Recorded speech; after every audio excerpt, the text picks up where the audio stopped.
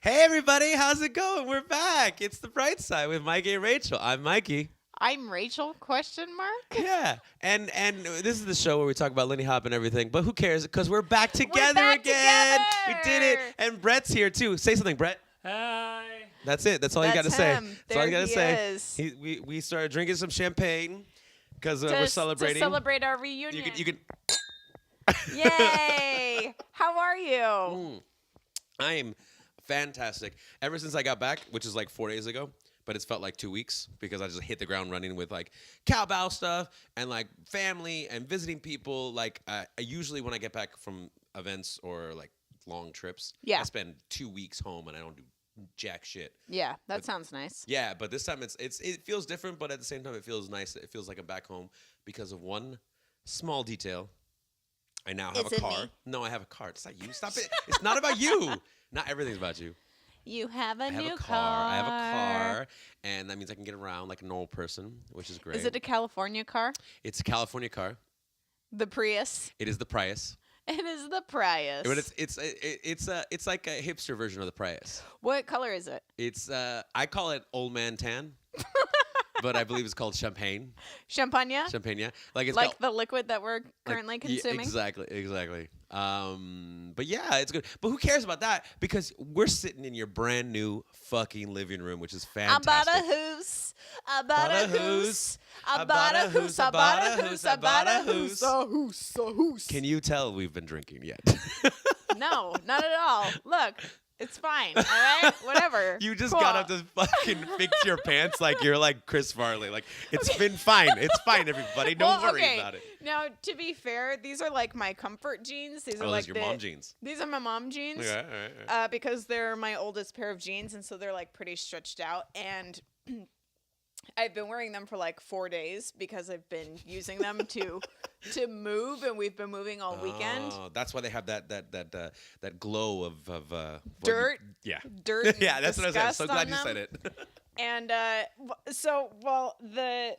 the waistband is like too big. Here, let me show you. No, you showed me what you were just It's like I could fit a family of 5 in this pair of pants. You know what I mean? or a small Filipino family. Or a small Filipino family, like 5, 6, Yeah, like 5, 6, 10 7. people. 10 people, yeah. Because Catholics, right? Exactly, exactly. You know what I mean? We're just gonna offend everybody.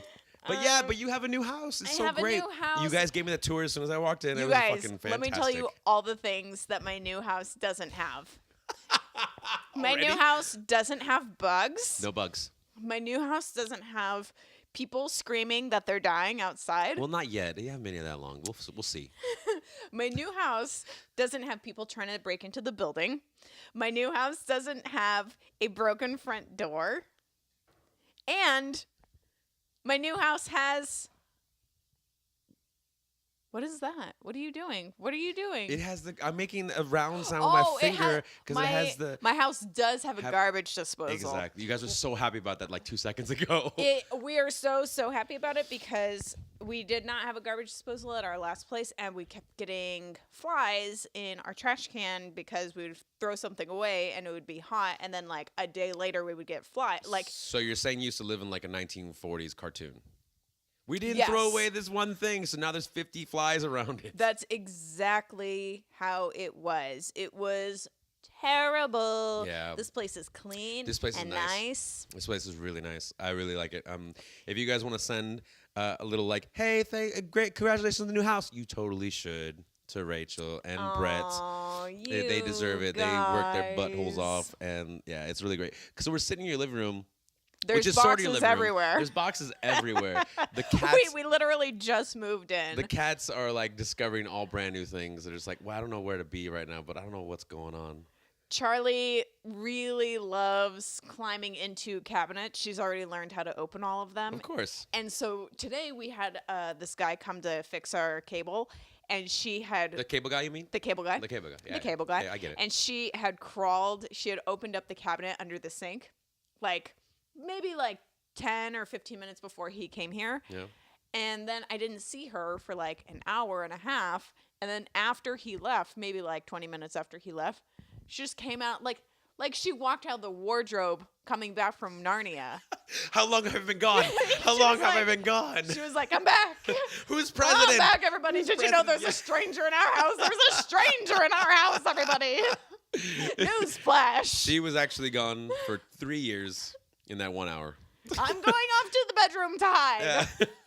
It's so great. This is a catastrophe. It was great because before we started recording, they were like starting to converge on you on the couch because they're Oh, like, yeah. oh, it's couch time. It's couch time. So we're gonna Earl was on one side and Charlie was like circling, and then we started talking, and then they all went like, fuck this. they were all like, just disappeared. bye. Yeah, they're like, oh, You they're guys doing gonna their talk all loud? I'm out of here. they're doing their little show that only 3 other humans listen to. Peace. I'm out. But yeah, it's the place is good. Congratulations, you guys Thank totally you. deserve it. Brett, congratulations. Okay. I don't even think he heard No, you. he didn't hear me. I was hoping he would, but maybe not. But no, this place is really cool. But yeah, it's been good. I'm so glad to see you again. I It's know. been I'm so so long. glad to see you. But- have you lost weight? No, you motherfucker. Okay, so there's a thing behind that, and I'll tell you the story. Let me tell you the story. Let's of hear a the story. little person named Mikey Pedroza, Pedrizzle, and Pedrizzle. and Right on the sidewalk. here's the thing, like since I got back, like everyone's been saying, it's like, oh, Mikey, you're back. Oh, you lost weight. You look so thin. You look like I should feed you. Like all this stuff. I shit you not. You're like every person I've seen has said the exact same thing. And while I'm like, thank you, awesome, that feels great, it makes me feel nice. But then it makes me think of like, I don't feel like I've lost weight. I just feel like everyone has this image in their head of me where I'm like, oh, Mikey Pedroza, you mean that fat fuck over there? Yeah. Woo, look at that guy. Look at Tubby, a little rocks up his way to glory over there. Oh, it's so cute. And then I come back, and that mental image is gone now, and they're like, oh no, he's all right. He looks. You svelte, boo. Yeah, he's like he looks, and there's nothing has changed. Nothing has changed but your perception. But I don't know though. I think it's Like that. even I think your, it's that. It even makes me your smile. face looks thinner. No beard. I mean that could be possible, but I mean your head looks smaller. Oh, okay. I'm offended I mean, because this obviously fat head. brain reduction. Yeah, I need this fat head. It needs to happen. It needs to happen. It needs to happen. I got new gel and it's already crispy. I don't know if you guys want to hear that. Ew, that's not fun. Yeah, but I don't like it. I don't like the way it feels on my head anymore. Anyways, but yeah. So I came back. I went dancing locally. How was it? Here's the thing. Here's what I want to talk about. We're not in the topic yet, but like here's something. I held back before because we've been chatting now for an hour and 20 minutes or so. But catching up, gabbing. We like, got the oh my gabs. God, We got the oh my gabs God, over oh my God, here. who You know what I dated, who you did. seen? Oh, girl, you seeing what you doing? Oh my God. Let me tell you. Who's that new handbag from? Michael Coles. Girl, you have got to be kidding me. It is a fly. I said thank you. I said thank you. So I went to before I say it, I went to TSS. I went to Third Saturday Swing, which is fun. It's great, and everybody from different communities come in there, Orange County and LA, which is sometimes hard to get everybody in one place. But remember we had talked before about like kind of faster dancing. I don't remember what exactly the topic was, but we started talking about how in LA, a lot of people when fast music starts to come on, they just automatically kind of switch over to Balboa because it's so prevalent in our scene. Yeah. I think we're maybe talking about it like regional. I think we were talking about it like just in the last episode or two. Yeah. So I was like, I guess so. And I kind of thought about it. I was like, I don't remember. Yeah, I guess. Maybe I've never noticed. Like you saying it, I was like, okay, there's got to be some validity to it. So I come to TSS, and Jonathan Stout's playing, and he's playing his barn burners. He's fucking killing it, like they usually do. Slaying per usual. Just slamming it, just throwing it up, slamming it, spiking it. Throwing it up. Spiking it down. Vomiting everywhere. Projectile, and everybody's going, shower me. Why did we get so off topic? What is going on? Shower me. This is the last time we drink champagne before we start recording. For those who can't see, Rachel just did the best impression of her being showered by vomit and her mouth completely open. And this is what I'm talking about. This is where she looks like a Muppet, and it's the best thing ever. Oh my God. Just let it rain on me. Let it rain on me. All right. Okay, go on. People So, started baboing Of course to fast they did. songs a lot. They were doing the babos. And granted, there's nothing wrong with it. I just was like hyper aware of it now because of you, and I was like, fuck. Right? Yeah, right. yeah. Okay. So Because it's everybody does it. It's not a problem. I think that you could do whatever the fuck you want. So, but that's like the biggest regional difference that I've seen in a long time is that like basically Southern California, since we have so much history in Balboa, yeah, of course we're gonna do Balboa. Like it's like part of our culture here Totally. to chill. Right? I mean, California Right. culture, chill out, right? So that makes perfect sense. So it was just really funny. It made me kind of have to switch my mindset a little bit and be like, okay, now I really want to swing out. So all those moments that everybody else was like doing Balboas, I was like, okay, I'm gonna swing out a little bit. Okay, but here's something that I want to bring up then, since we're already talking about this. Yeah. Which is like, I think that it's totally cool to do Balboa, but some of those songs, especially the ones that Jonathan plays, they drive. Yeah. And I want to swing out hard to them, and it does not sound like a Balboa song to me. Well, that's the thing is that drive is what a Balboa song is made of. It's like that classic sound. And that's, I mean, like that actually kind of brings us into our topic of today. The topic of today. I gotta tell you the truth. I did not miss your singing at all. Like it sounds so much better off of the earphones that I usually wear because I'm listening to you on the computer because we're FaceTiming. But now in person, it just kind of makes me shudder.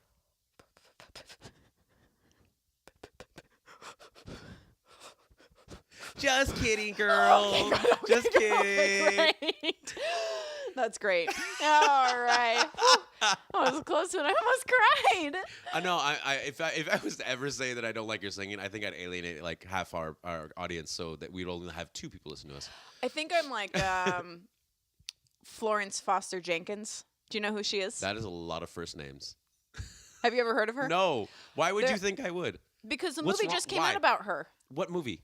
Florence Foster do you think- Jenkins. do I look like a person that goes out and watches movies? It's a movie. Meryl Streep. Maybe you've heard of her. She's like a person. That's not a real name. Meryl Anyway. Streep. That's not a real name.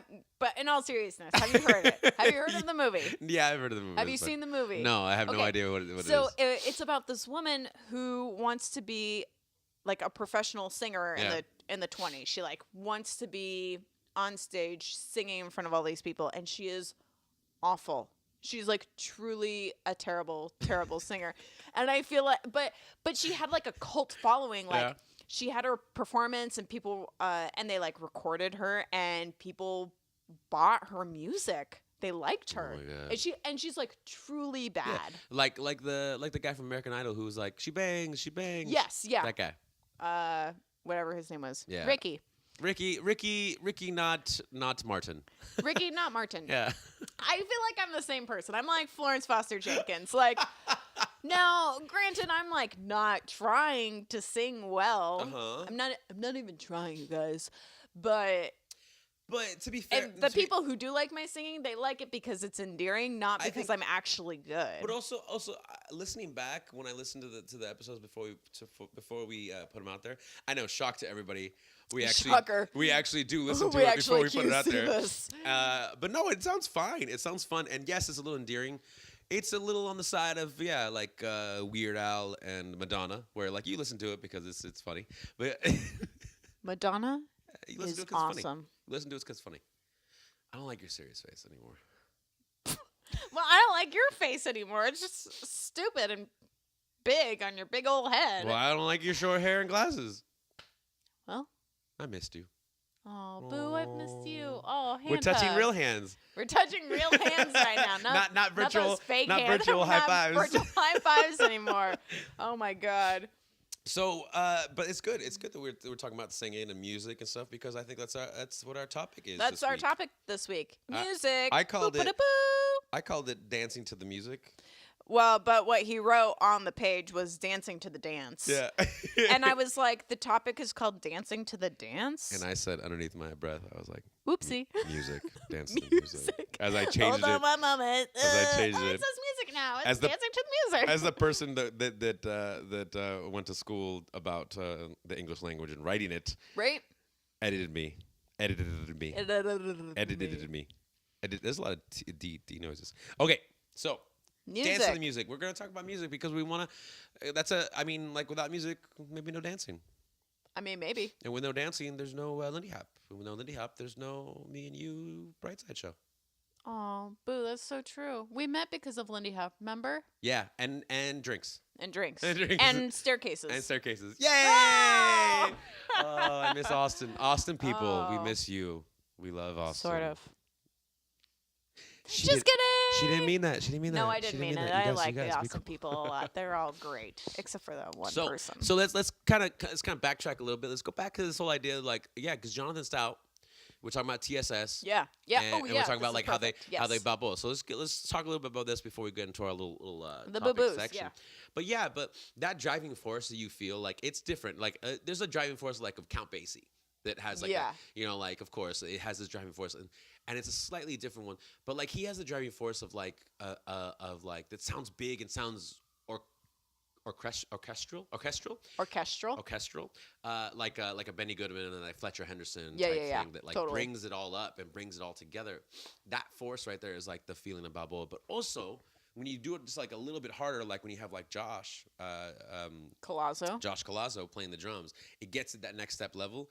So where you want to swing out, like for sure, that hits me every time. Yeah, that like swelling feeling. Yeah, getting swole. Getting swollen here. I'm in dancing, but I'm like at the gym I'm getting swole. Damn. Oh, damn. But yeah, so like a bunch of people about bowling, like I want to hate on it, like that's my first thing, and I have to like think about it. I'm like, no, I don't care what they're doing. I'm just like I'm digging this music. That's how they choose to do it. Here's the choice for anybody listening out there, or for us. Like I have no problem. Switch back and forth, like the days of my youth when we used to switch Back between in the days of your. Lindy Hop of mine, of mine. But I used to switch back between Lindy Hop, Balboa, and Shog. I think people still do that. A little bit, but I was wishing they would do it a little bit more. But I guess what I wonder is that are people doing Balboa because that's what they feel that they want to do in that moment, or if it's because it's the only way they can dance to that tempo of music? Ooh, that's a good question. For me personally, I know I feel it, and I have the inclination to do both. And also, it kind of depends of who I'm dancing with. If they kind of understand it a certain way, and I know they would, Yeah.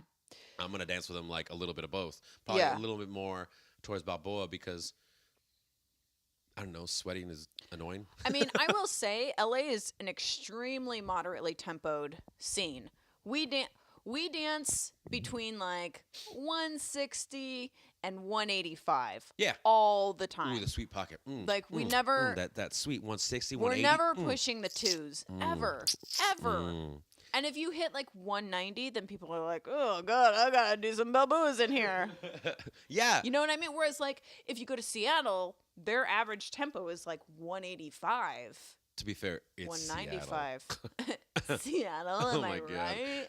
Let's try to offend more cities this time. Oh, okay. Because we Yeah, already got you got Austin and Seattle and LA, of course. They're LA, of fucking course, weirdos. yeah, Yeah. So yeah, totally. Seattle like Totally. kills it, right? But I mean, Yeah. like, what is Seattle? So stupid.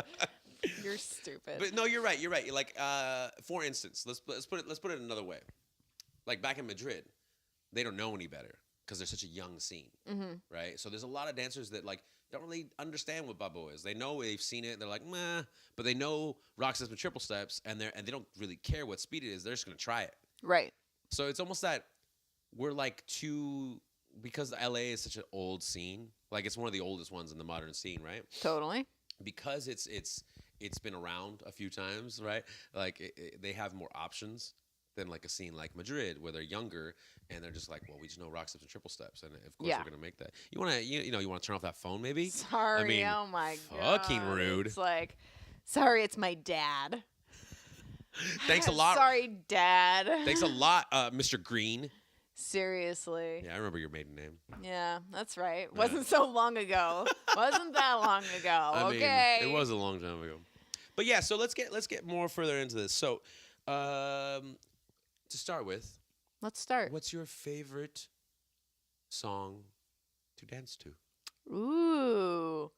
No, We'll start the other way around. I'm sorry. I had this other thing idea, but like, never mind. What's your favorite song Lindy Hop to?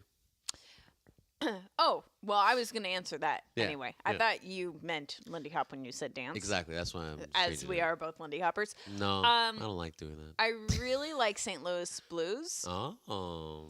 Is there a specific version? Because I mean, that's kind of a standard. Oh, there is, but you know what? I'm really not good at that stuff. I mean, I really like Duke Ellington's version. Okay. Yeah. There we go. Yeah. Yeah, that one doesn't really have singing because I was just wondering because Oh no, I don't. I like the non-singing ones. I like the Ella version of it. It like kills in a different way because it's a little bit later because Duke Ellington did that a little bit earlier. That's true. In time.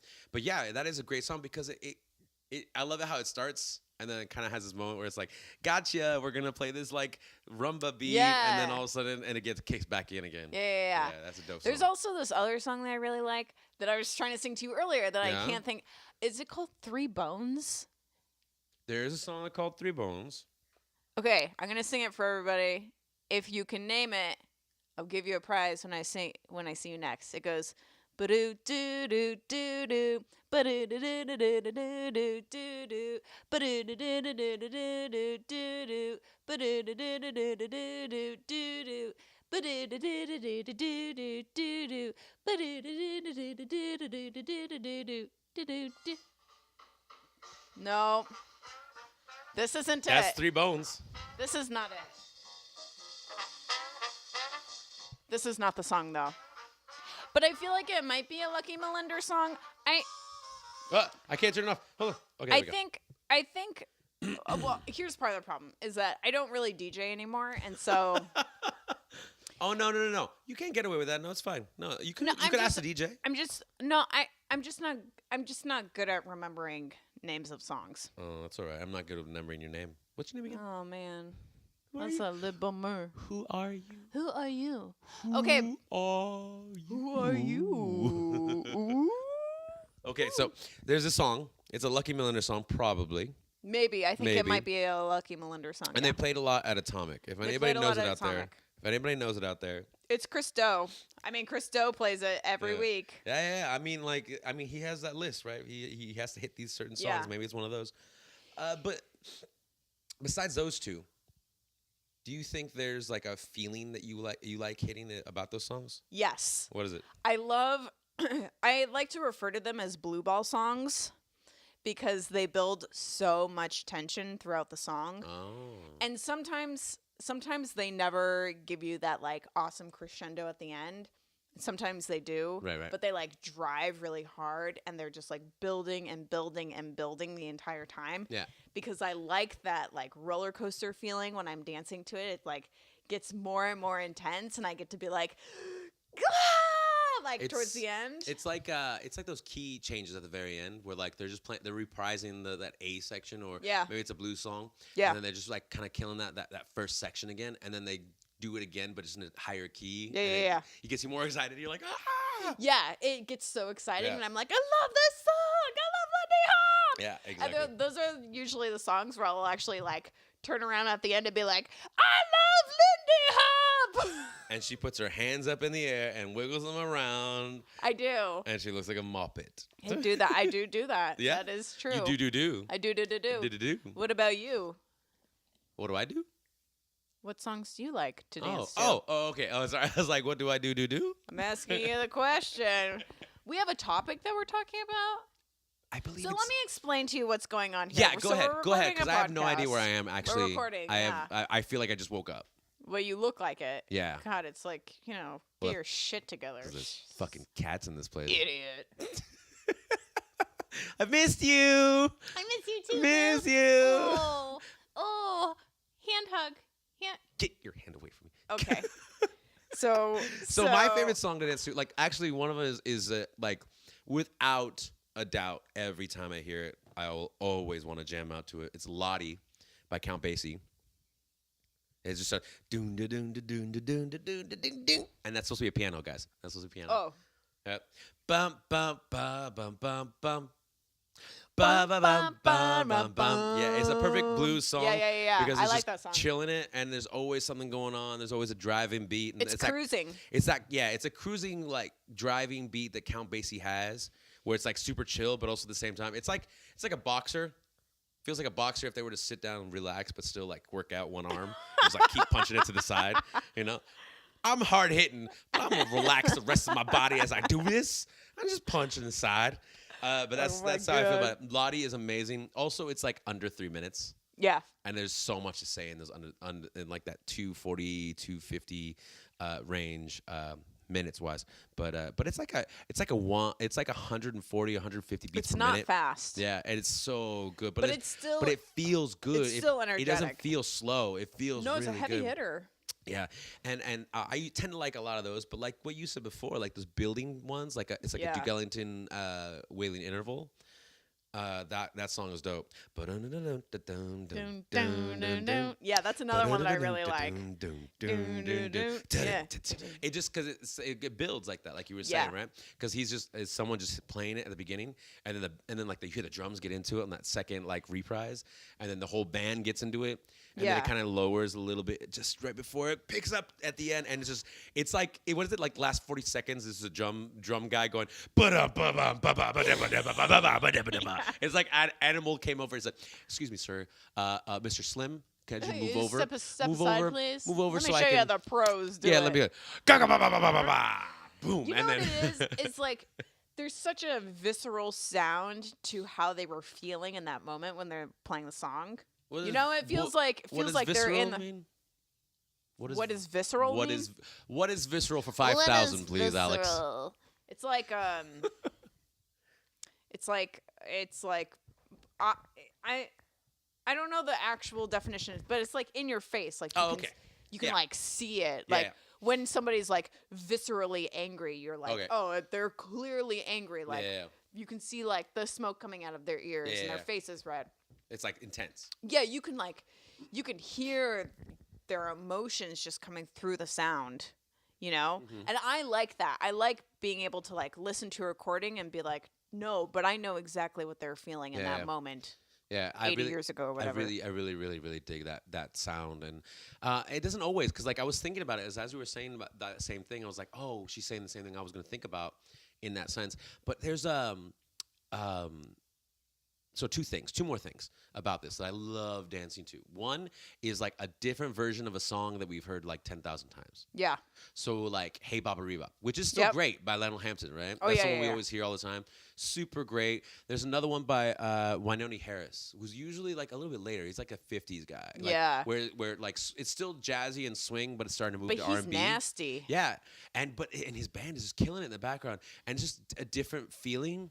I don't know if I've actually heard that one. Oh, I know you have, because I played it. Oh, I know you have. Oh, I know you have. Oh, girl, I know you have. Oh, you know it. You don't even know, but you don't even know it, but you been there. You been there. You been there.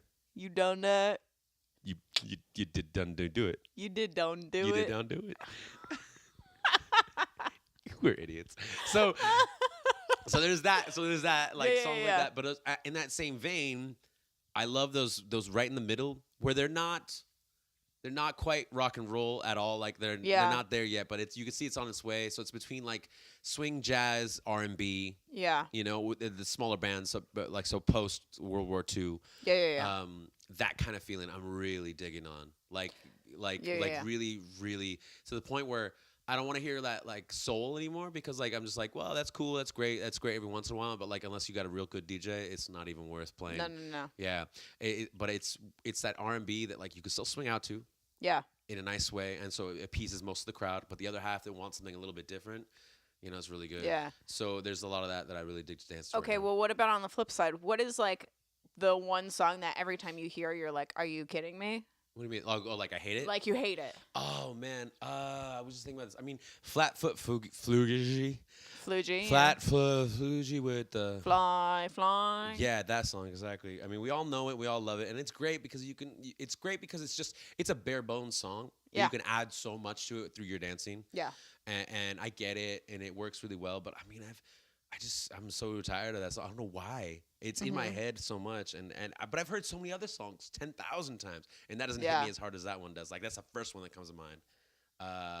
But I feel like there's another one, but I can't think of it. What about you? Beyond the Sea. Like Bobby Darin? Yeah. It gets played a lot. Where? I hear it pretty often in LA. I mean, Where? maybe it's at Atomic that I'm There hearing we it. go. I wanted you to say names. Ba-dum, bum, ba-dum, I can't. ba-dum, ba-dum. No, Somewhere it's so. beyond the sea, somewhere waiting for Rachel. I hate it. You know what other song? Okay, I got a couple. I don't like Jamaica Jam. What do you got against Jamaicans? It's just that I know I said that I like blue ball songs. Yeah. But that song, like, Too much blue balls? it's too much blue balls. Like I'm like, it's so close, and then I'm, and then it doesn't deliver for me, and I'm man. like, man, I just felt so flat at the end. It's such a disappointment every time. Also, the other thing that really bothers me is every time Mac the Knife gets played, Oh yeah. it's the You messed really- up version. What my subversion? The like the It's- Ella one? Yeah, that and like yeah. 1967 Germany, Berlin, or whatever. Like, But to be fair, that's the most swinging version. Again, Oh, like it I thought you were is, gonna talk and, about like- the Bobby Darin one again. and I was know, like, yeah, I that know Bobby that's Darin like one's not the that's best. like a famous version, and it's fun, but also like I don't actually know the words to that song because I've only heard that yeah. one. Y- You know, You just reminded me of the one I really hate. Bill Bailey. Won't you come home, Bill Bailey? It's that same. I think it's the same concert. is it really? I'm. Oh, it's I'm an Ella pretty song? Sure, like it's an Ella song. Oh, Yeah, so I'm thinking it's because it sounds really familiar. Oh, Every yes, time I hear yes, it, it yes. sounds like the same recording. I'm like, it is sounds has really that same. similar sound to it. Yeah, so like I feel you. This is why we get along. Up top. Yeah. Up top, high Good. five in real High life. High five on our hate. Hey oh, But, hating it up. There's actually not too many songs where I listen to and I'm like, ugh. It's just a few. Yeah. But I know Oh, they yeah, yeah, happen. just a few. And it's not like they it's not none of it feels well, those two for me feel like nails on a chalkboard. Yeah. But it takes it but for me, like the thing is, and you know this, like hanging out with me, if anybody fucking hangs out with me, it's really hard to annoy me. Because like it's Because you're a pretty obnoxious person already. I mean, Bingo was his name-o, right? So like yeah, I'm pretty obnoxious. You said it, not me. Yeah, exactly. I mean, that's fine. I'm the first one to admit it. But the thing is like those songs, like for some reason, just like get me real bad. But not a lot of other songs. Even like songs I've heard 10,000 times, and at this point, like after like close to 20 years, like I've heard a lot of songs at this point, and so it's just those. What do you think? Why do you think that is? Like, could you listen to your favorite Tay-Tay song? And when I say Tay-Tay, I mean Taylor Swift song, 10,000 times and still love it? I mean, I or does know- it get old after a while? I mean, you were saying that for our listeners, right? Because I Yeah. know what Tay Tay. oh, I know Tay-Tay. Oh, I follow Tay Tay on my Twitter. I love Tay-Tay. Love her. Oh, why doesn't she stay with Tom Hiddleston? So that's But a whole do you other- know what I mean? Like, Yeah. So yeah, like, cause I don't know. There's something different because like that pop music of today is like generated by a machine where it's like you put in like this is the artist, this is the mood, and this is the producer, and then it spits out like fucking amazingness that no matter what, how many times I hear it, I'm still like singing it like it's the first time. yeah. You know, but even then it still goes in cycles. Like that Yeah, actually yeah, happened yeah. today. Like on the way over, I'm totally gonna admit this. On the way over from Orange County, like I had my Your- iPod, my iPhone. Who has an iPod? What's that? Who has an I have iPod these iPhone. days, am I I right? had an iPhone, and I had it on shuffle on like the whole list of everything I have in there. And Tay Tay came on, and Tay Tay Swift, and she came on, and I was like, nah. But I was like, wow, that's weird. I usually listen to that song every time. Yeah. Yeah. It was Well, that's intense. what I I'm was saying. like, it's Okay, weird. like for example, when I listen to we have like Sirius XM. Yeah. And so we listen to like, I don't know, like an indie rock Sure. channel, and they'll play like Passion Pit, for example. Yeah. And they'll have like their like breakout song, whatever it was called, I Yeah. can't even remember. And I'll listen to it like 50, 60, 100 times and be Yeah. like, this song's awesome. And then like the 101st time, I'm like, okay, I'm bored of this song. It was so 3 years yeah. ago. I don't want to ever hear this song So again. 3 months ago. So 3 months ago. But I can listen to Yacht Club Swing a gajillion times and it doesn't get old. Do you know what I mean? Yeah, I completely know, and I feel like it's because we have to move to it. When you're moving to like those songs, like Passion Pit or like Taylor Swift, like you're moving kind of by yourself, like in this notion that you're kind of dancing for yourself and whatever. You're not, but with like something like Yacht Club Swing and swing dancing, like you're dancing with someone else, you're dancing with a partner, and so every time that partner may change that song that you danced 10,000 times, but this experience and that experience that they bring, your partner brings, is included. So then the mixture becomes different. You know, it's like baking a cake, but at the same time, like. I never bake a cake. I hear if you mix the ingredients a little bit. I've heard when you bake a cake, what you do is you take several different ingredients and you mix them together in a bowl and stick it in a pan and let it bake. Oh, I thought you just go to McDonald's and get something. Yeah, put some frosting on. Cake at McDonald's? Are you serious? Give me a break. I know they have apple pies. Get your head out of your ass. Come on, Mikey. McFlurry, right? That's a cake. It's like a cake, right? It's like a cake. It's like an iced cake. Icing cake. Iced cream cake. Ice cream. What do you call hot ice cream? Milk soup. Thank you. Milk soup. Please tell me you laughed at that when I texted Oh, that I to you. did. Okay, good. I Because I did. was like, this is hilarious. But no, okay, so this is what happened was Mikey was coming to my new neighborhood, which is so awesome, and they have my favorite ice cream in the world over here. It's a shop called Salt and Straw. And so Brett and I wanted to take him to Salt and Straw, and so I texted Mikey as he was driving over, and I was like, hey, do you like ice cream? And he was like, no, I don't. And then I was like, well, what about hot ice cream? No. That was my joke.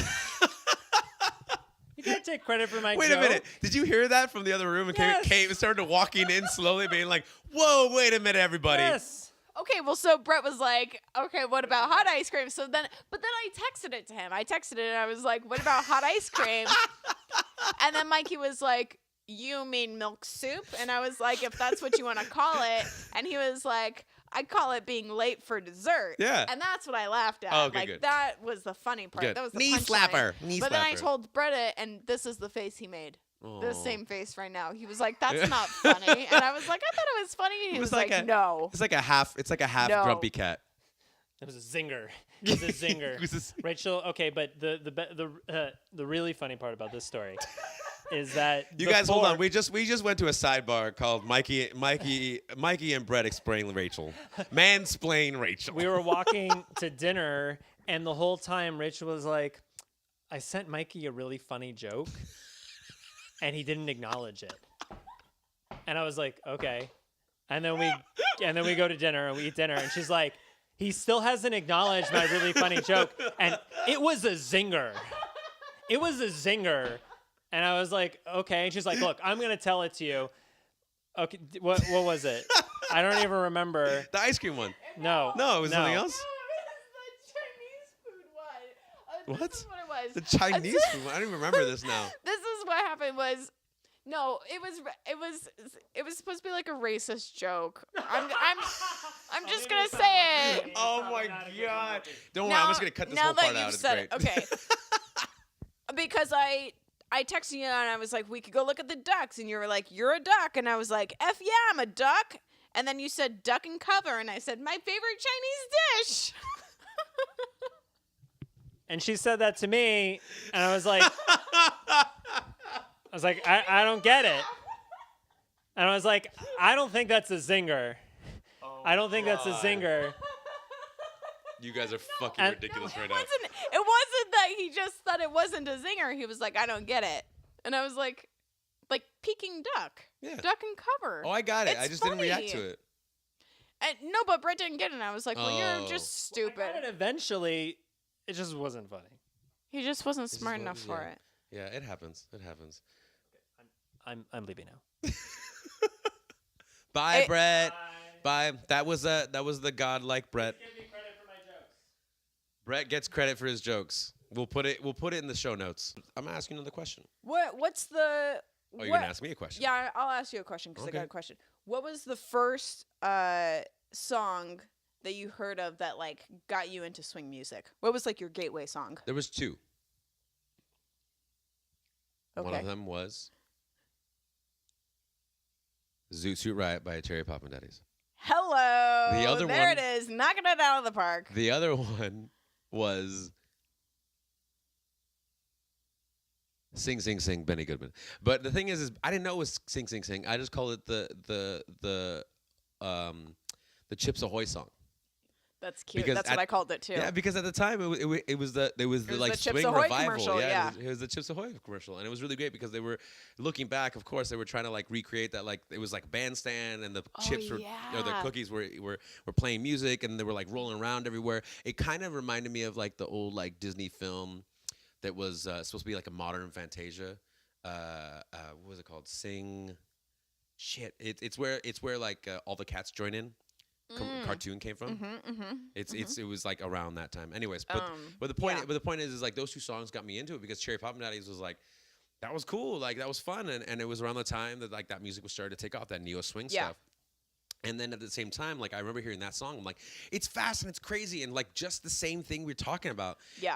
It has so much energy and it builds up, and the drum solos kick it back down. And when Benny Goodman is,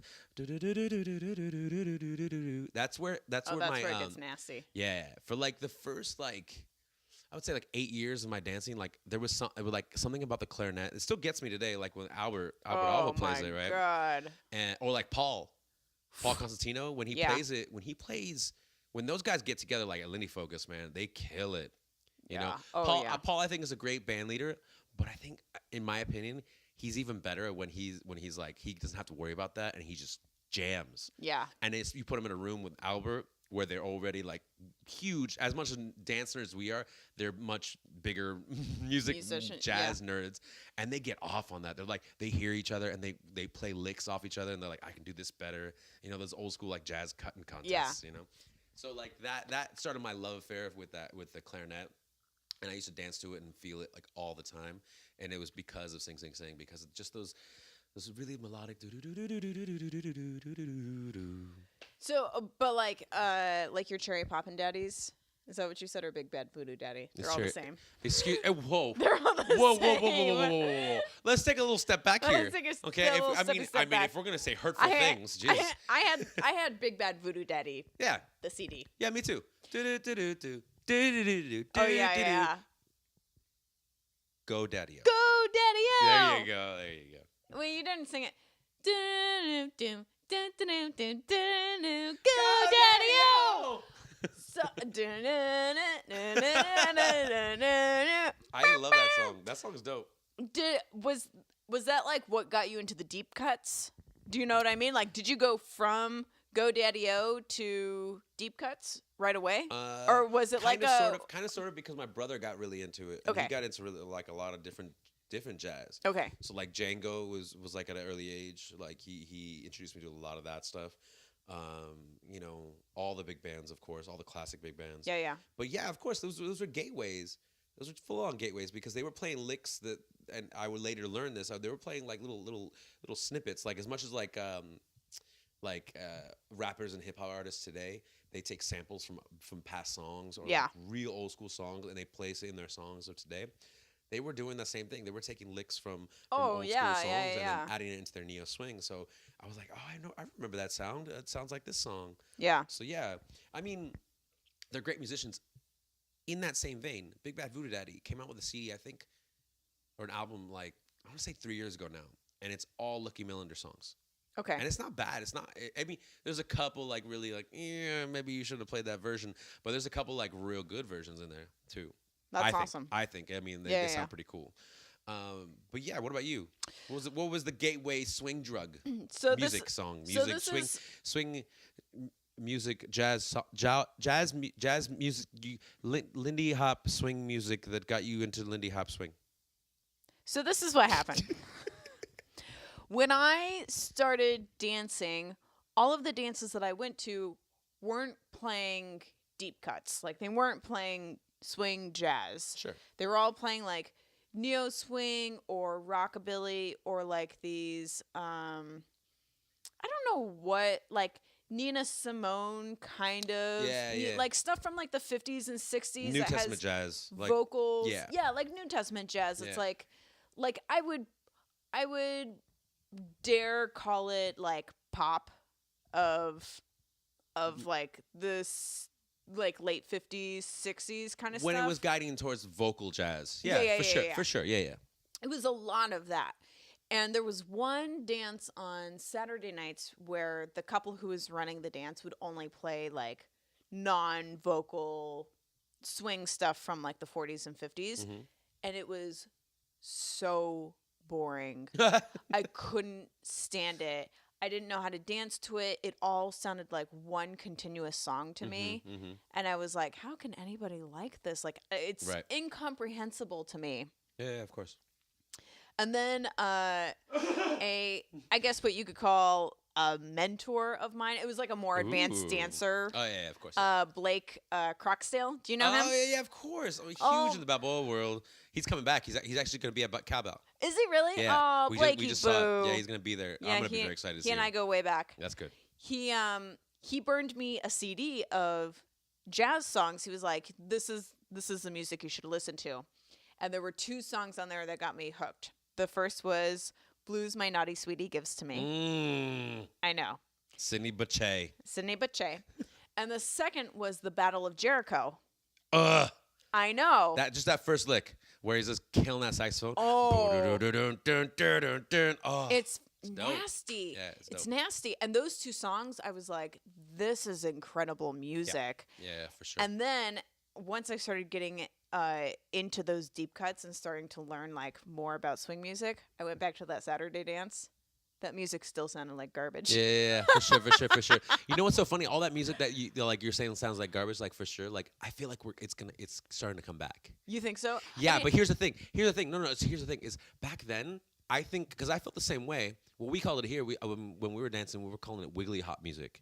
But it's like New Testament stuff that we actually were just talking about. Yeah. Like that Count Basie stuff. Basically, in 1950s jazz, they were still trying to stay jazz, but also trying to keep it swing, but also just a little bit trying to like look Yeah. into the future. And vocal jazz was becoming big, like like the Ella stuff that we were Yeah, just yeah, talking yeah. about again. I find it was really hard to dance to back in the day, and people were just trying to be ultra musical. And nowadays we went back to it, and now we know a lot more, and we were able to dance to it a lot better now. And so now I feel like it's resurging again with like people like Remy Ramona's routine, that Yeah. Nina Simone song. Like Oh, it's totally. kind of pumping back through the system, which is again it's going to happen because in a dance scene that revolves around the music, there's only so much that we have, right? Totally. But yeah, so that's so funny with the Sidney Bechet stuff because like what I often think about Sidney Bechet is he blurred a couple lines, and this is why I feel like a lot of Lindy Hoppers really praise him, and a lot of Balboa dancers actually praise him as well, is because he bridges the gap between like big band swing, Yeah. more traditional jazz, as in like New Orleans style jazz, and also the European scene of jazz music at the time because he moved to Oh, France and he yeah. got heavily influenced, but also he was able to freely express himself without having to be like, man, that's not jazz type thing. Sort of the same idea that I feel like is happening today with our dance, but that's a whole other podcast. But the idea behind Sidney Bechet, I feel like he can emote so much different ideas through his music. Where I feel like a lot of people like, yeah, for sure, I think like the only other person that can emote that much was Duke Ellington. Yeah. Count Basie definitely had a sound. Benny Goodman definitely had a sound. So like I feel like with Sidney, like it's so great that you brought it up because I remember hearing Blues My Naughty Sweetie gives me like really listening to it for the first time after listening to it for years before. Yeah. Was when Nikki told me, she's like, that's my favorite song. What song is that? What song is that? And I remember Shaysha was DJing, so we both went up there and we're like, what is this song like? And we read it, we're like, Blues My Naughty Sweetie gives me. Like it just felt like it kept going on. Yeah, you it know? looks so long when Yeah. you're looking at it on the screen. You're like, this That's is what- going on forever. That's what she said. Hey, So- wakey, wakey. But it also, actually, to be fair, along with that, it's like a 5-minute song. It's a really long song. Yeah, It's like and 5 it's and a half dope, minutes. and it's dope, and it has It's many different changes. Dope. So and It it's is not too fast, so beautiful. not too It's fast. like Yeah, 145. it goes so many different ways, and that song alone, I feel as a dancer, maybe you feel the same way. As like it encapsulates like the idea of Sidney Bechet. That song. Oh, totally. It's got like this really beautiful piano and then like rips with this nasty trumpet halfway through. Yeah, for sure. You know the funny thing is, like he's like Albert Alva. Yeah. He plays that sax and the clarinet, but they're two different sounds. And you know who else Yeah. plays the same one? Who? Kenny G. I'm not even joking. No. Na na na na na na na na na na. I mean, we joke, but he has the Guinness World Record of holding the longest note for the longest time. Really? Yeah. I didn't know that. Yeah, because it's circular breathing. So he just kept doing it for. I don't remember how long it was, but he has the Guinness World Record of holding the longest note and. I actually know very little about Kenny G. He's crazy, He cuckoo banana boats. and that's about it. Na na na na na na na na na na. That's a Mike Birbiglia joke. That's not my no, joke. I know, but still, I feel like It's that. still I can funny. hear it. I'm like, yeah, that's Kenny G. That's Kenny G for sure. But yeah, I mean, there's so much we could talk about. I think the last thing to talk about this thing, at least in our notes right here, Yeah. is if you hear a song, what in a song screams to you, swing the fuck out to this moment right now? What do you feel like it? What do you think it sounds like, and what do you think you feel like? I mean, of course, swing out, of course, but like, what happens? I mean, I feel like it's got to have that driving force to it. And I feel like it has to have an exuberance of energy. It can't just be like cruising along or doing like some sort of intricate solo. It's got to be like Just like clear. head on. Yeah. You know what's funny is I completely agree with you, and you know what falls in that category a little more than often than the other side of it. Like when we think about like not musical styles but musical formats, Yeah. blues style songs, 6/8s. Oh, yeah. Those fall into a lot more. So like swing in the blues, right? Yeah. And then the ending song. That's fucking amazing. And I mean, Oh, I yes. say that because Jonathan Stout just played it a couple nights ago at TSS, or that was last night. But by the time you guys listen to this, it's a couple nights ago. But I listened to that song and was just like, oh my god, it screams swing out. And of course, it can't go without saying jumping at Woodside. Yeah. That Are you first just riff, saying man, that you first just riff. sang Jam in the Blues? What Did I you say just swing in the sang. blues? Yeah. So jam in the blues. Jam in the Blues. Yes. Swing in the Blues too, though. Yeah. Like the end there, the last chorus or two. Yeah. I can't think of it off the top of my head, but Swing in the blues. But that's jam in the blues is the one that I'm talking about, right? oh yeah. Okay. Right. Yeah. Yeah. That's what you were singing cool, was Jam in the cool, Blues. cool, I mean, cool. that's what Jonathan plays. Yeah. There's always something. It's like the repetitiveness. It's almost like this kind Yeah. of like, and that's why I say in like blues, it's super repetitive, and then you just Well, kind of yeah, you get kill two that extra. lick. You get 2 extra 8s to. Yeah, to kind of finish out your sentence Yeah. type thing for the musicians, right? But like, I'm thinking like it's just so simple. There's like you said, no solo. Yeah, nothing It intricate. just feels really easy to dance to, but it sounds like a tremendous amount of energy that you need to like release as you do this. So I was talking about this thing, and it was the fast room. We called it the fast room at ALHC, American Lindy Hop Championships, the precursor to ILHC. Okay. And it was like our biggest event at the time. Right. And then it went to shit because it's kind of horrible. Yeah, I don't care. But they had the fast room because they were notorious for playing that kind of New Testament stuff. They were based out of New York, and so they would get bands sometimes, or like band for one night, and it would just be like that, like Wiggly Hop, like everyone was super musical, like it was all in that range of like 150, 180, and then like if it was 190, the people would just do Charleston or something. Yeah.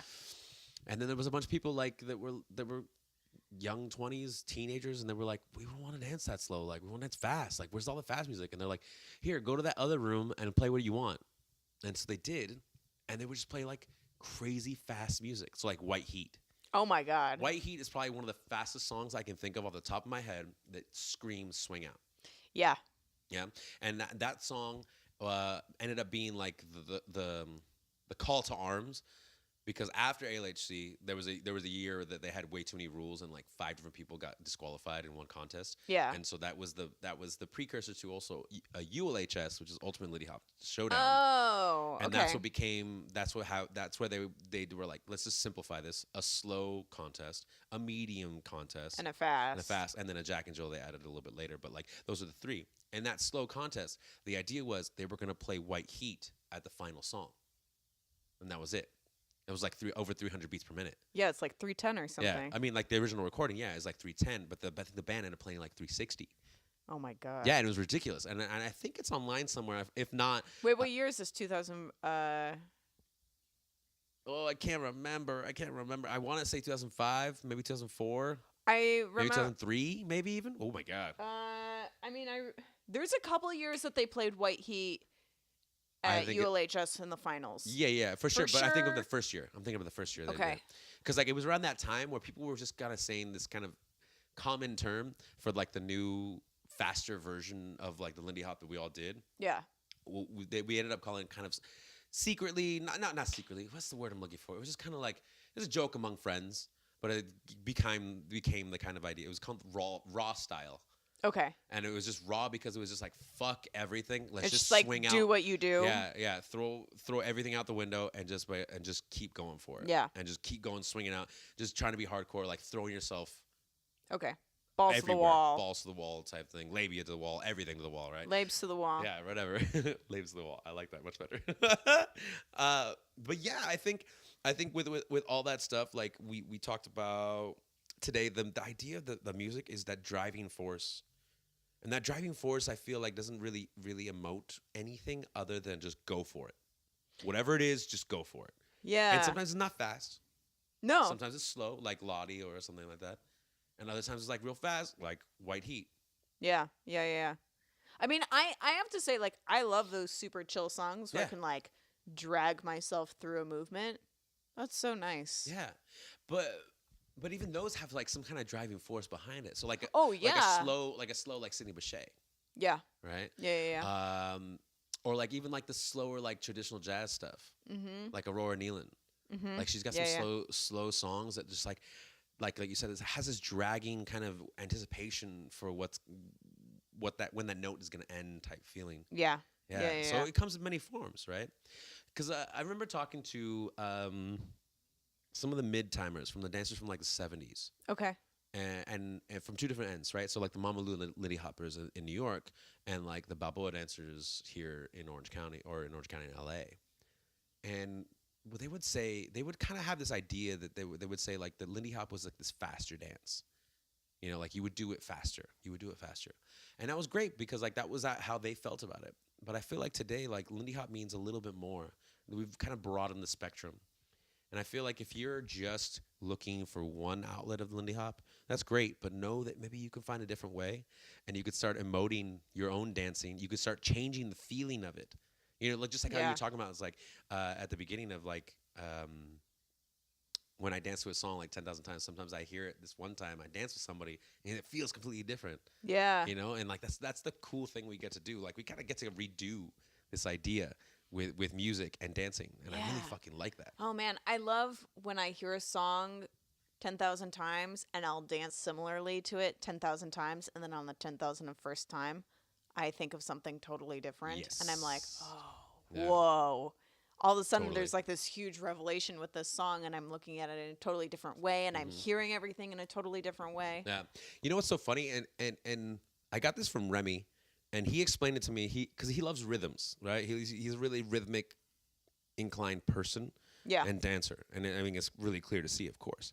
But the way he explained it is how sometimes he teaches classes, and he'll use like some random non-swing, non-jazz song, like a hip hop song, and he says it. He's like, well, this is what it evolved to, right? But that aside, you listen to when someone is flowing and they're rapping some really great lyrics, but you listen to the tone, you listen to the inflection, you listen to the way it comes out, right? And you match that idea, the way it's done, and you match it to the rhythm of the music that we dance to in swing dancing. And it's so cool because it's about the rhythm. It's like when you listen to rap music, I listen to drums now. It's Yeah. listening to a drummer, but speaking it. And so back then it's like the same thing, like scatting. Yeah. Or just a hot rhythm section. Someone like Josh Colazzo back in the day, or like Slim, who was Yeah. Duke Ellington's drummer. If anybody wants to go check this out, YouTube, just Duke Ellington, and anytime you see the drummer, it's a very, very thin man playing so smoothly, but all these like intricate rhythms are coming out, and you're just like, I don't even see him hitting the drums. You just see him moving, and it just shows the gambit of like hitting so hard like Josh, but like hitting so smoothly. Oh like, yeah, slang. Josh is so staccato. Yeah. He's like, Yeah, but I mean, he's going for it. He's going for it. Oh, He plays yeah. little inflections that like make sense, and I don't know. It's just really cool to hear the rhythm change and how it's changed and evolved. But also, it's still how old is this kind of really, really traditional idea of rhythm and like messing with it just a little bit, just enough. yeah, But also leaving space for us dancers to add in the rest of the rhythm. yeah. You know, it's cool. So yeah, it's really fun. I mean, we could talk about this forever, but yeah, I think it's time to move on. To the question of the week. The question, the weekies. Question of the week comes from Kemper Talley. Who? Kemper Talley. One more time. Kemper Talley. Last time. Kemper Talley. Oh yeah, that guy. Why don't you just say it like that? Okay. Anyway, his question is, Tell me his question. when should or shouldn't dancers stop taking classes? Or maybe why do dancers stop taking classes? Oh, that's so good. I think that's good because I think there's like a really common thing that people see at workshops, especially like weekend workshops, where like people are really dedicated to the classes, and then all of a sudden they hit like the master's class or the invitational class, and they just stop seeming to take classes. Yeah. Like it almost looks like they're too good to keep taking classes. Do you know what I mean? Oh yeah, totally. I feel like it is that a little bit, but I also feel like when it gets to that end that you were just talking about, like the more advanced dancers of a weekend are still taking a class. Yeah. I tend to see it like this: is that in our dance, you can keep taking lessons for sure. There's nothing to stop you for that. Also, like it's great for me. That's Yeah. as a professional yeah. dancer, I'm like, great, you want to keep taking lessons? It's great. But in Keep our my job for another day. seriously, right? But in our dance, it's about the personality and about the moment and about the feeling and about who you are and what you're bringing to this dance floor. Unfortunately, at some point, you have to learn that you can't learn that from a class. Yeah. There's no way. There's no way you can learn that. You at that point, if you're still taking lessons to try to figure that out, then there's something missing. I'm not gonna say it's like more, hey, go social dance, no, or go train. No, it's not about that. It's like start trying something different for yourself. Yeah. If what you've been doing makes you feel like you're hitting a plateau or makes you feel like you're hitting a wall on the pathway to the never-ending horizon that is Lindy Hop, right? Then think about it another way. Maybe it's not a straight line that goes straight to the end. Maybe you have to curve. Maybe you have to start changing your paths. Be weird. Be more creative. Be less creative. Be more musical. Be less musical. Like all that stuff. And I feel like at some point, if you're still taking lessons for that, then you're in the wrong place. Yeah. You're in the wrong place for it. You just got to figure it out for yourself. If you have nothing to say in this dance, that's okay. That's not the worst thing in the world. But if you have something to say and you don't know what to say, just start saying anything. Yeah. Just start emoting, start feeling, start doing. I mean, I don't think there's anything wrong with taking classes as long as you're still feeling challenged. Yeah, for sure. Of course. Yeah.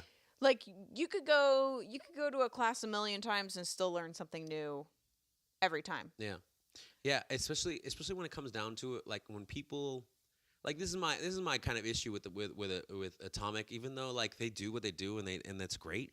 Like the idea for me is like it's not, I wouldn't consider it a dance school. Yeah.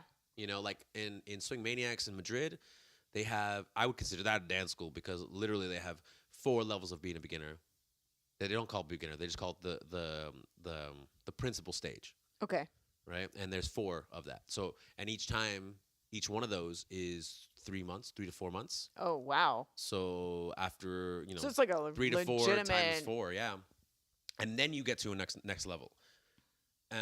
And in places like Atomic, they just have a very bland kind of, and this is a lot of different places, is that beginner, intermediate, advanced. I'm like, that means absolutely nothing. I mean, like that's great. I mean, they're words, they have definitions, but like in this dance, it really doesn't mean anything if there's no kind of guideline or test about it.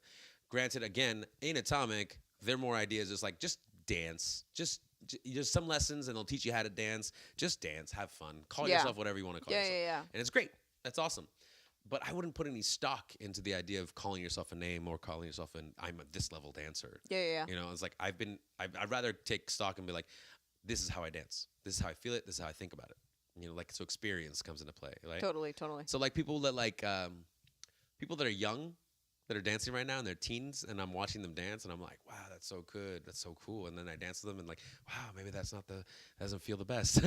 I'm like, what are you learning, or are you just imitating something, but you're not thinking of the feel, or vice versa? Like they feel great, and they don't look like they're doing anything. Yeah. It's like that's what I'm talking about. It's like it's at some level, like for sure you could take any lesson, and if you feel like you're getting something out of it, that's good. But like it means nothing if you can't apply it to yourself and make a well-informed, decision-making person or dancer out there. Do you still take classes? No, not really. I mean, I think I feel like I like listening more. I'm more of an audio person, and I like listening to classes. Taking classes are okay if there's something that is completely different. Yeah. So like the last couple classes I think I took was like the Carolina Shag classes. Okay. They have it like Lindy Fest or ILHC. Yeah. I think I took like a West Coast class before, hip hop classes, ballet and modern. Like those classes are great because they challenge me in a totally different way. I'm not looking to become a professional about those. I'm not looking to do all those in any capacity other than kind of get the feel and try to bring it back into Lindy Hop and try to bring it into my dancing, my own personal dancing. Totally. Yeah. What about you? When was the last time you took a class? Last time I took class was Lindy Fest this past year. Yeah. That was back in March.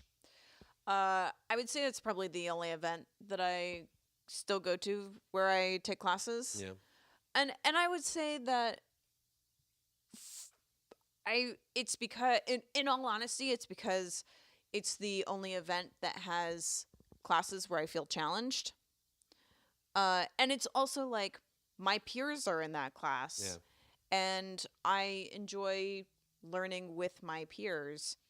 And I think that's a big reason why I don't take classes at a lot of events that I go to is because my peers aren't in those classes and I can go out on the social dance floor and dance with them for 3 hours, 3-4 nights in a row and experiment and explore and learn with them on the dance floor. And so I don't necessarily need the structure of a class to still learn something valuable. You just need the space. I just need the space and the time. Because I'm now, as you're talking about, I was like, oh yeah, we taught you. Me and Nina taught you that class. Yeah. And it was the class where we were like, hey guys, we don't want you to just shut up because we also know you have so much to say. Also, we're all friends here. Yeah. We all know each other and been dancing each other for a good 5 years probably at this point. So we wanted to hear from everybody. Not in the sense of feedback or how to get better or whatever. It's just like, let's talk about this together. Let's figure this shit out. Because it was like, I remember she asked me, I was like, what are you doing that is hard for you in your dancing? I was like, oh, well, there's a couple moves like this or a couple movements like this that I'm not sure about. So that's what we brought up to you guys. Yeah. Moving across the floor, feeling about it in a different way, stuff like that. And it's always like these basic ideas and then like, what's the offshoots of that? Yeah. Let's start with something real easy, real good, something we've done 10,000 times at this point, and then like go off from that. Yeah. And see what happens. But also we want to do it as a big group because it's weird to have a class like that and be like, expect you guys to be like, be a student, Totally. Don't think of me as your friend. Don't think of me as a it's as more a teacher. more of a more It's of like a workshopping common. class rather Yeah. than like a student teacher Yeah. kind of class. Yeah. And that's the funny thing is at the beginning it wasn't like this, but now I hear more and more that like the Balboa experiment is like that. Yeah. And that's what draws in a lot of people is because it changes the idea of a traditional class, which is another thing. Is just in general, like I feel like people come to this dance already a little bit lost because it is a dance lost in time now. Yeah. Because it's about this old school music and all this stuff that we just talked about earlier. But people come to this dance because they're like, well, this looks old timey. And as an American, I feel like, well, like, everybody has an idea of what this is. So it's really easy to jump into. Oh, so I can do it with someone else. Yeah. So then when they come into it and they go, oh, there's a classroom. I know what a classroom is. I've spent most of my years and most of my life in classrooms. So I can survive in this. And I feel like that mentality is really great. Except I feel like most of our dancing nowadays is driving towards that. It's driving towards a more like class idea where it's like you're rewarded for taking these classes, which is fine. I have no problem rewarding someone if they do a great job, but not rewarding them just for taking the class. Yeah, yeah. Like you have to show something else, And again, like in Swing Maniacs in Madrid, they have this process where each teacher gets to evaluate each student in every class. Oh, interesting. And they can kind of say like, "Hey, you can't pass," which is like, it's like you try not to. Yeah. You try to yeah, find the yeah. silver linings, and also they offer like intensives, like in between every trimester, they have like 2 or 3 weeks where they have like 10 hours worth of classes in 2 weeks. You know? Oh wow. Yeah, it's really cool. But like it gives them a chance to like, okay, everything you just did, we're gonna do again, refresh it, and show you how to bring it all together more. You know? Jeez. Yeah. That's cool. So yeah, it's really great system that they have out there. It's the reason why it's the biggest dance school in the world. Yeah. Yeah, at Barcelona, I didn't even Madrid. realize that. Yeah, man. Like they have now, I think in Barcelona, I feel like they have like 10,000 dancers. What? I know for sure, like on any given day, they have about 4,000 or 5,000 dancers coming through there, as in students, in Barcelona. What? Yeah, it's big. It's real big, and they're about to move again for like I think the third or fourth time That's to another real building. big. That's real big. Yeah, man. It doesn't mean Jeez. it doesn't really mean that they're the best dancers, but that means that they're opening the floodgates for many people, which is great. Totally. Which is great because in Barcelona as well, like I mean, it's a hub because they have that Swing Maniacs, which caters to a lot of beginners. Yeah. But also they also cater to the upper level dancers. Yeah, but there's yeah. also other schools with all these other dancers and all these other teachers who've been doing it for so long that they can choose to move over there if they wanted to. So Totally. there's like a next level option. But yeah, like I feel like this kind of like question that Kemper's asking is like, when should or shouldn't dancers stop taking classes? Like whenever you really feel like it. If you're not getting anything from any classes, then maybe just keep trying. Decide your own ways to do something. Or why you should take a class Yeah. is because you wanna see what's happening out there. Yeah, I mean, I think it's important to state that just because you're not in a class doesn't mean that you're not actively learning something still. Good You know point. what I mean? Yeah, Like for sure. I definitely make a point to dance with people who I know are very familiar with my dancing Mhm. to like spend time exploring new ideas with them because I know that they will do things to specifically challenge me. Yeah, and yeah. I likewise to them Yeah. as well. Or challenge themselves. Yeah, yeah, yeah. That's another thing. For And sure.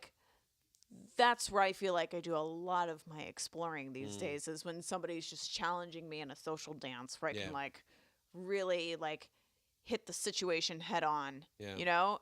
I feel like a lot of times in class I find myself being really passive because it's more structured Right. and you're receiving information and so it's more about like this is the information you have, now let's try it. And so Apply it's like and Yeah. apply it. And so it's like, okay, the leader leads this, the follower follows this, and it might work and it might not work. And did I feel it? I'm not sure. Sometimes it can be hard to Yeah. tell because we're in a class setting. Yeah, and that's the thing. It's like there's this I'm not sure what they talk about in this other podcast called Egg Hop.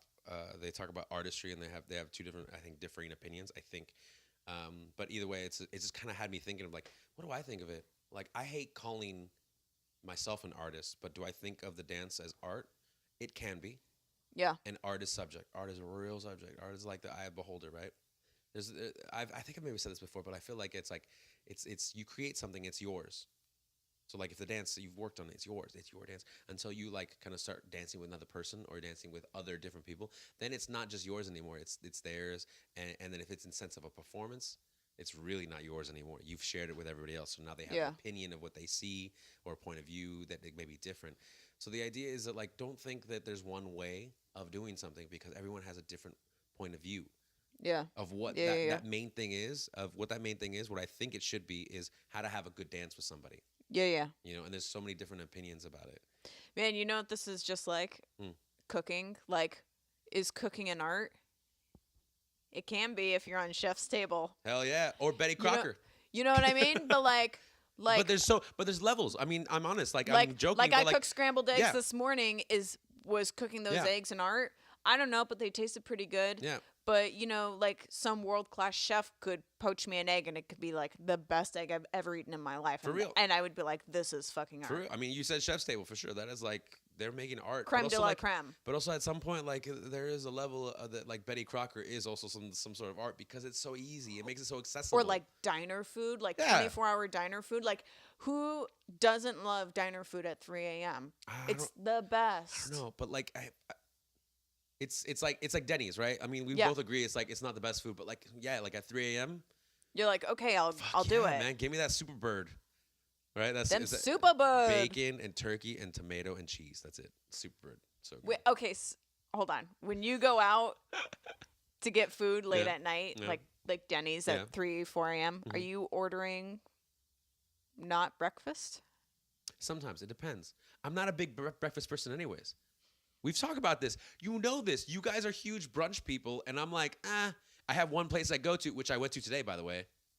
The Break It On, the next place next yeah, to my that place. place is so good. The place is so good. Dude, their menu right now is the bomb. It's so Okay, good. you guys, this place in Orange County that Mikey took The Break of me and Dawn. Brett to, called the Break of Dawn. They poach these eggs in red wine, Mhm. and they are so freaking good. They You could- look totally weird Yeah, they because look they're like purple. testicles. They look like testicles, but they're so good. Because he does it as a lower temperature, and so Yeah. he has to do it a lot longer. Yeah, yeah, yeah. So it kind of lets it sit in this. But what was it that I was just gonna say something. Oh yeah, if you want to see them, you can see it on our Facebook pages. Like Oh, they're yeah, on yeah, yours, yeah. they're on mine, they're on Brett's. They're It's true. purple. They look very They look awkward. weird. Well, But yeah. have you been following mine and Brett's and Nirov's Oh, yeah. threads every day? So there's a dancer in San Francisco, Nirov. Fucking hate you guys. 'Cause I'm He- so hungry every time. So a few years ago, he. Sorry, I just looked over at my cat. She's sleeping on her face. A few years ago, he came to our house and we made him breakfast burritos, and he was like, Because that's what you guys do. for because sure. that's what we happened to me. do. And he was like, "Oh my God, these are delicious." And we were like, "You're welcome." And I guess like just this past week or something, he decided to start making Yeah. himself breakfast burritos every morning for breakfast. And he's been taking pictures of them Oh, I've and seen 'em. sending them our way. And then we've been like, yeah. "Oh, you should try scrambling your eggs like this, or you should try assembling your burrito." Oh my god! Like it's this. like it's like the same thing as like what they do with drinks, like because I was really into Yes. like craft drinks, you know, like craft cocktails, and so now it's like craft breakfast burritos. It's become like a daily thing on Facebook where CBB. someone posts their picture of their breakfast burrito, and Yeah. then we like analyze how the burrito looks and what's in the burrito and what temperature did you cook your eggs at. So coming soon, Brett and Rachel's online workshop of how to create the best breakfast burrito. It's out there. It's already there. Believe you it's me. already happening. It's happening. The domain has been bought. Our breakfast burritos have been like a process in the making for like Oh yeah.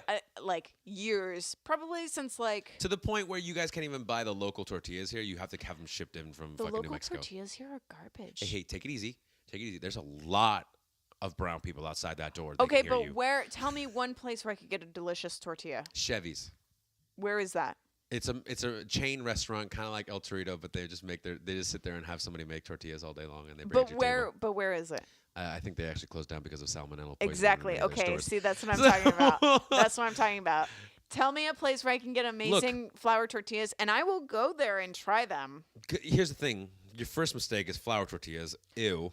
For a breakfast burrito. Corn tortillas all day long, or For- don't talk to me. For a breakfast burrito? Yeah, for any burrito, any taco, any burrito. Shut the front door. No way. Are This you is just why- doing this to pull my chain? No, You're just because- pulling my chain. No, well, sort of a little bit, but we've already had this conversation the first time you guys made me one. I was like, corn tortillas. I was like, I don't really like flour tortillas. And as we're talking about this, I could feel Brett Dahlenburg sort of behind me and the faces he's making. of like- He's making so many faces. Yeah. Here he comes. I just ordered some flour tortillas online.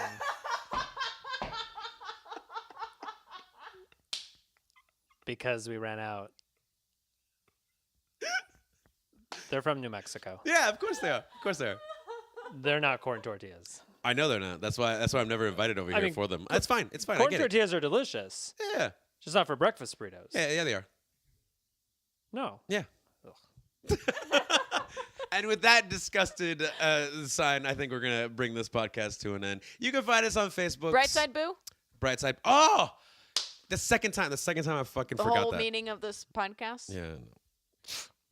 What is it? What is your bright side? My bright side, I think my bright side is keep listening to music.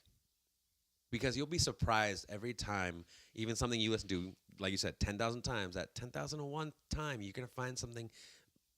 Chances are very high that you'll find something different that you're like, wait a minute, is that the same version? Yeah. And maybe if it isn't, you found another version of something that you can actually listen to and enjoy, like something brand new. Like I feel like that's something that's so great. It's the exploration that you keep going back to and finding new things to, and like just like dancing, it's like you keep going back to those beginning steps just so you can find, oh, there's this one little spot, like, oh, I love that little transition, or I love this little feeling right there. It's so great. We get to do it all the time, not only with our dance, but you should be doing it with your music too. Like it will happen. Totally. Yeah. I mean, we didn't say it specifically, but like the complexity of the music lends itself to so much exploration. Yeah. And I think that's what I love so much about swing music is that like there's so many things to explore in a song because it's so complicated. Yeah. I could listen to it a million times and still be learning something new every time, Totally. which makes it interesting for my dancing. Keeps me inspired, you know? Yeah, 100%. And again, and then you come to somebody else who hears that same way, but has another point of view of it. Yeah. And And then then it you're just like, be oh, like damn, magic, are you or serious? This com- is amazing. Or the opposite of that, where it's just like a flat, like fucking. Okay, well, I won't have to see that person again for the rest of the weekend. That's great. Thank God. But yeah, okay. Now we can bring it to an Now end. we're ending I'm it. sorry for that. That was my Yeah. I'm just jumping to conclusions over here. I guess you can keep your job for another day. You guys can find us on Facebook. Strike one. You guys can find us on SoundCloud, and of course iTunes. And if you feel so inclined, you can always talk to us on Facebook. Send us messages. Send us notes. Jeez, okay. Tell us what we're doing I'm wrong. droning. Tell us what we're doing right. You guys, this next week is holidays. All the holidays are happening, so All the happy holidays to Yeah, of course. you. We won't be recording this coming weekend probably, No, probably but not. after that is Lindy Focus, and we've got a lot in store for you, so stay tuned for that. Yeah, we have lots of ideas, and we really want to do it. So stay tuned to our Facebook page, because that's where we'll be announcing stuff, and we'll be doing some fun stuff. Hopefully at Liddy Focus, we're being really Yeah. ambitious, and I like it. Now that we are reunited once more. High five. High five. All right, you guys. High five. Nailed it. We're out of here. Bye. Bye.